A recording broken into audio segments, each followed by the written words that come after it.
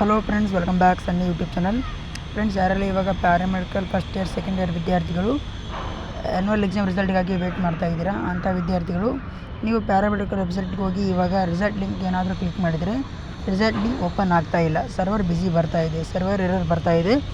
But ಭಾಳಷ್ಟು ಜನ students result ಇವತ್ತು ಬರುತ್ತಾ, ಸರ್ವರ್ ಎರರ್ ಬರ್ತಾ ಇದೆ ಸರ್ ಅಂತ ಭಾಳಷ್ಟು ಜನ ಕೇಳ್ತಾ ಇದ್ರಿ.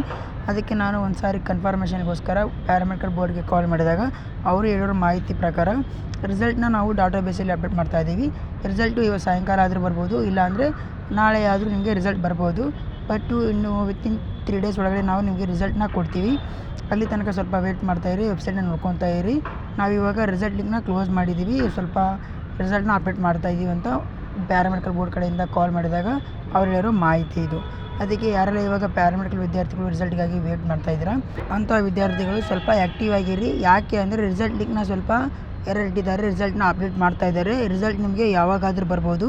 ಅದಕ್ಕೆ ಯಾರೆಲ್ಲ ಇವಾಗ ವಿದ್ಯಾರ್ಥಿಗಳು paramedical first year second year ವಿದ್ಯಾರ್ಥಿಗಳು ರಿಸಲ್ಟ್ಗಾಗಿ ವೇಟ್ ಮಾಡ್ತಾಯಿದ್ದೀರಾ ಅಂಥ ವಿದ್ಯಾರ್ಥಿಗಳು ಸ್ವಲ್ಪ ಆ್ಯಕ್ಟಿವ್ ಆಗಿರಿ, ನಿಮ್ಮ ರಿಸಲ್ಟು ಯಾವಾಗಾದರೂ ಬರ್ಬೋದು.